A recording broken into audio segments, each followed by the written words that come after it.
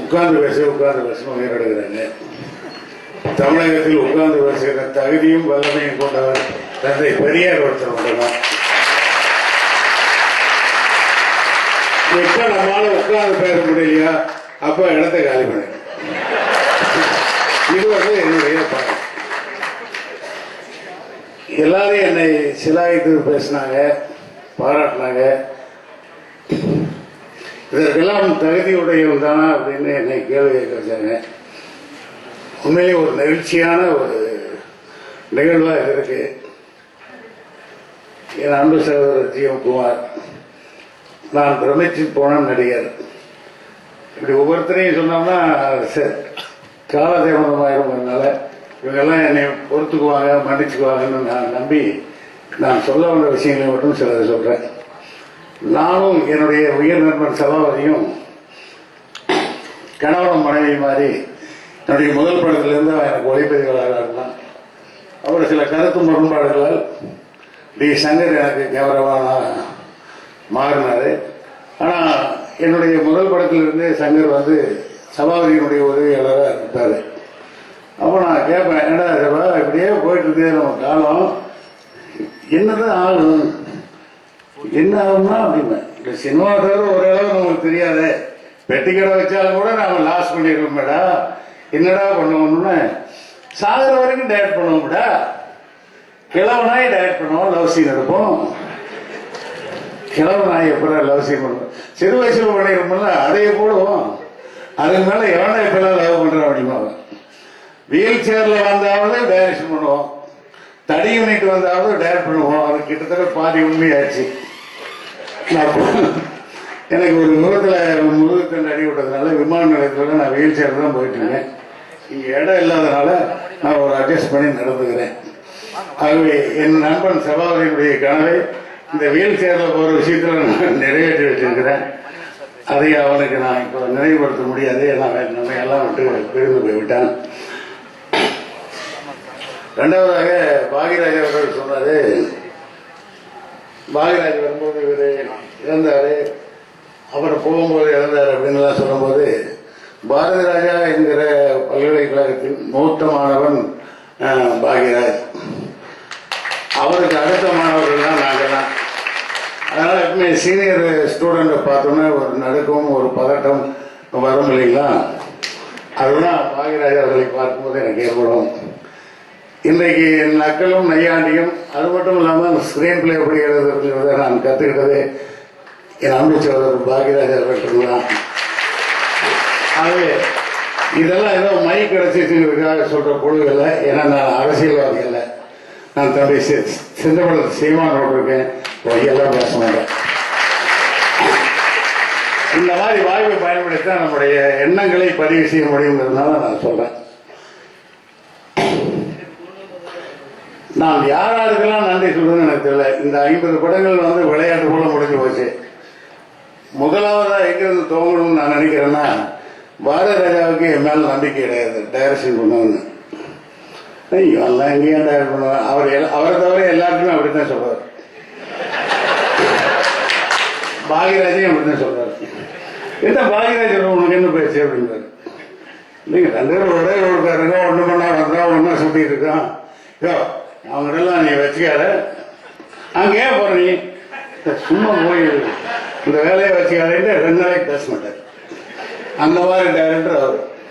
இப்போ அவர் நிச்சயமா சிபாரிசு பண்ணி எனக்கு முதல் பட டைரக்ஷன் சான்ஸ் கிடைச்சிருக்குன்னு நீங்க சொன்னாலும் கூட நம்பிடாதீங்க.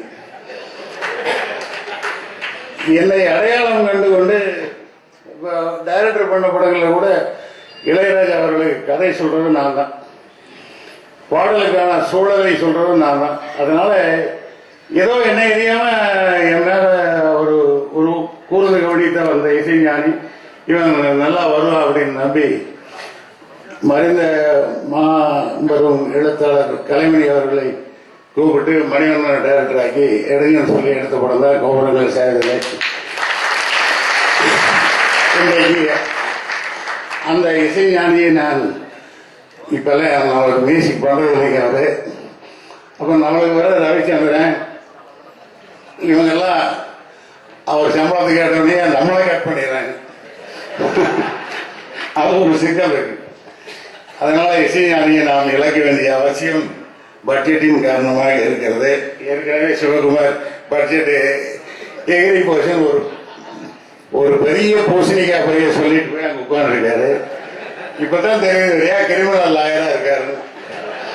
கோர்ட்ல நிறைய பொய் பேசி நம்மளே கூண்டில் இருக்கலாம்னு வருகிறாரு. அப்படியெல்லாம் ஒண்ணு ஏறல.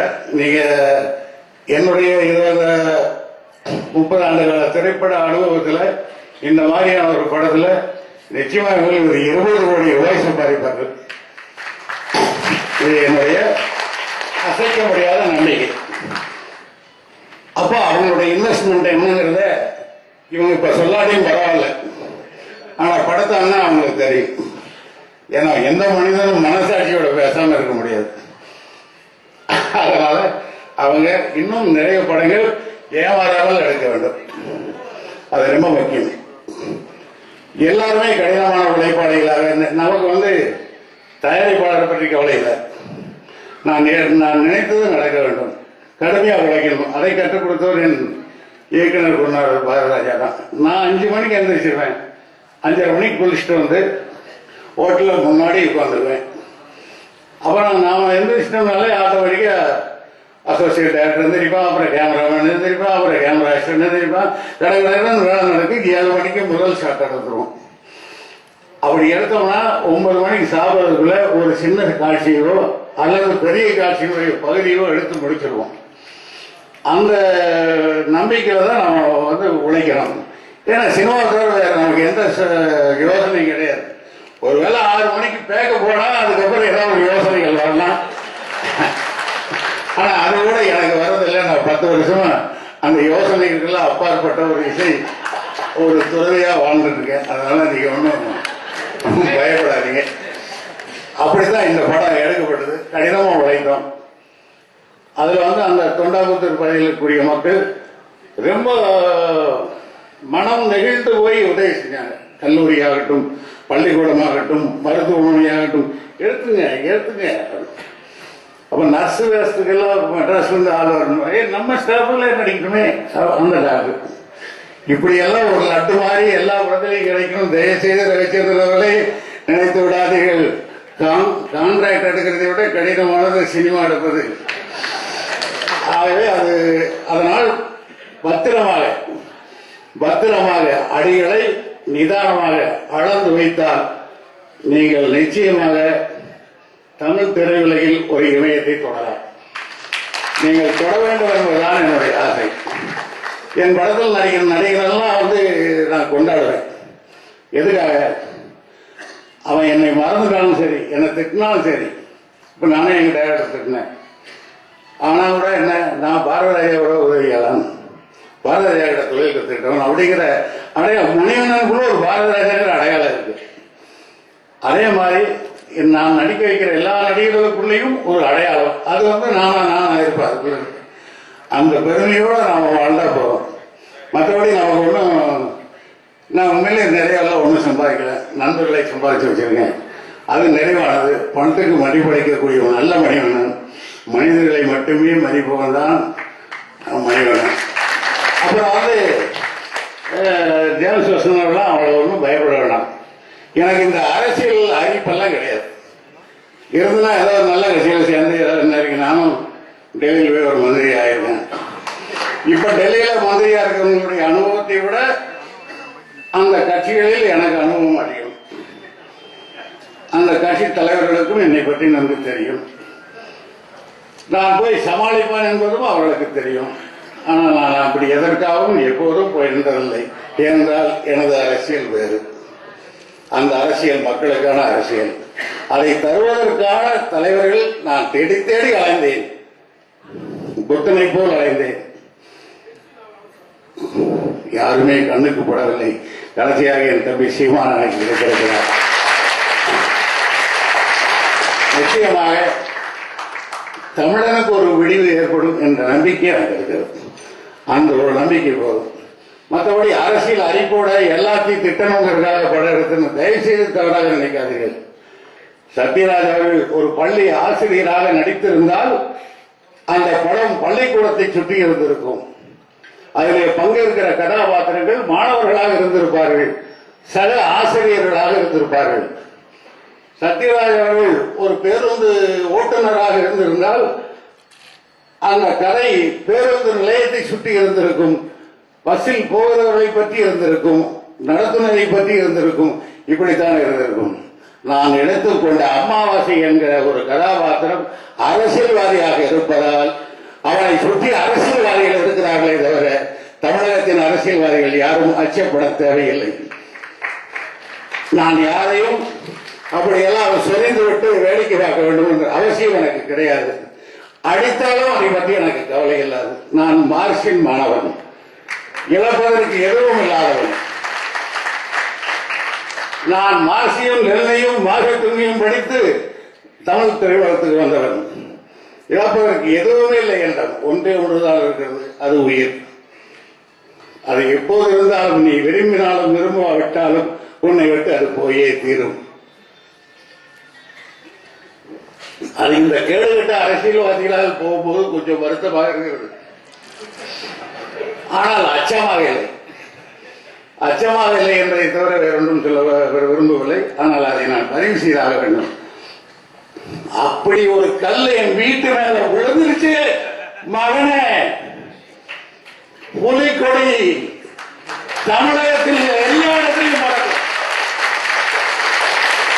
அப்படி எங்க ஒரு மீட்டிங் நடத்த முடியாது, யாரும் எங்கேயும் மீட்டிங் நடத்த முடியாது. இந்த நாடு ஜனநாயக நாடா இருக்காது. நான் ஒரு ஏதோ சத்யராஜ் தான் அரசியல் பேசுறாரு, சீமான் அரசியல் பேசுறாருன்னு தப்பா புரிஞ்சிருக்காங்க. 2 பெண் கதாபாத்திரங்கள் பேசும். மிருதுலா ஒரு கதாபாத்திரமா நடிச்சிருப்பாங்க, மாமனார் நடித்து அவருடைய மருமகளா நடிச்சிருக்கா. வெள்ளைக்காரங்களுக்கு இந்த கார்பரேட் கம்பெனிஸ், இந்த ஸ்டைலிஷா சொல்றாங்க, உலகமயமான இந்த ஒளிமயமான உலகத்துல வெள்ளைக்காரன் அப்படியே வந்து அவன் நாடு மாதிரி சுத்திட்டு இருக்கான், நாம அவனை வேடிக்கை பார்த்துட்டு இருக்கிறோம்.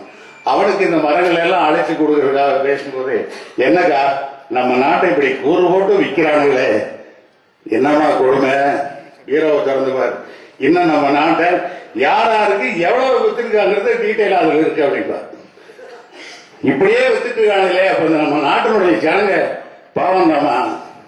நம்ம நாட்டில் ஓட்டு போடுற ஜனங்க ஓட்டு போறது மட்டும் மிஷின் இல்லைங்க, அந்த மிஷின்ல ஓட்டு போற ஜனங்களே மிஷின் தான். அதான் இந்தியா அப்படின்பா. எனக்கு வர ஆதரவுக்கே அப்படின்பா, ஏய் கோவப்பட்டுறாத, உன்னை நக்சலைட்ன்றவாங்க அப்படிப்பா. இது வந்து 2 பெண்கள் பேசுற அரசியல் வாசனம். இப்படித்தான் நாங்கள் படம் எடுத்திருக்கிறோம். நிச்சயமாக இது உங்களுக்கு பிடிக்கும் என்று நம்புகிறோம். பிடித்தால் திரும்பவும் எடுப்போம். அந்த பயத்தில் பார்க்காம விட்டுறாதீங்க. ஐயோ திரும்ப எடுப்பானு போன்றே தாங்க முடியாத இவர்கள். அதனால இப்ப எடுக்க மாட்டேன், கவலைப்படாதீங்க. இன்னும் கொஞ்சம் கலந்து போய் இன்னும் கொஞ்சம் மேடை நாகரிகத்துக்காக சொல்றாங்களே தவிர, அதுல எம்எல்ஏ நடிக்கும் போது என் தலைவனுக்கு இருந்த அந்த முக தேஜஸ், அந்த பாடி கண்டிஷன், அவருடைய நடையில் இருந்த ஒரு அழகு, அதெல்லாம் இப்போ இந்த 20 வருட கேப்புக்கு அப்புறம் அவர் முகத்தில் ஏற்பட்டிருக்கிற நுட்பமான மாறுதல்கள், அதை வந்து 2 பேரும் நல்லா உணர்ந்திருக்கும்னு நினைக்கிறேன். ஒன்று அவருடைய துணைவியார், இன்னொன்று நாங்க 2 பேரும் புருஷ முன்னாடி மாதிரி தான் வாழ்ந்துட்டு இருக்கோம். அந்த நுட்பமான மாறுதல்களை வந்து இந்த படத்துல வந்து அற்புதமா அவர் கையாண்டிருக்காரு. அதுக்கு நான் ஒரு தலைவன். நீங்க ஒரு தந்தை பெரியாரா வேஷம் போட்டிருப்பாரு, அதில் தந்தை பெரியாரா இருப்பாரு. ஆனா இந்த படத்துல நாகராஜ சோழன் உள்ள போய் எனக்கு தெரியாத நாகராஜ சோழனால வெளியில் விட அவ்வளவு எக்ஸ்பிரஷன். ஒரே ஒரு சின்ன க்ளோஸ் வச்சா அதுலயே 4 மாடுலேஷன்ல பேசுவாருங்க. நான் அப்படியே கட் சொல்ல மறந்து போய் அப்படியே பாட்டுருப்பேன். தலைவா கட்டுக்கிட்டு சொல்லுங்க, என்ன நான் மட்டும் பேசிட்டே இருக்கிறேன், பேசும்போது நல்லா இருக்கு, அப்புறம் அவங்களே கட் பண்ணிக்கிறேன். அந்த மாதிரியான ஒரு இருக்கும் ஒரு நிகழ்ச்சி எங்களுக்குள்ள ஏற்பட்டது.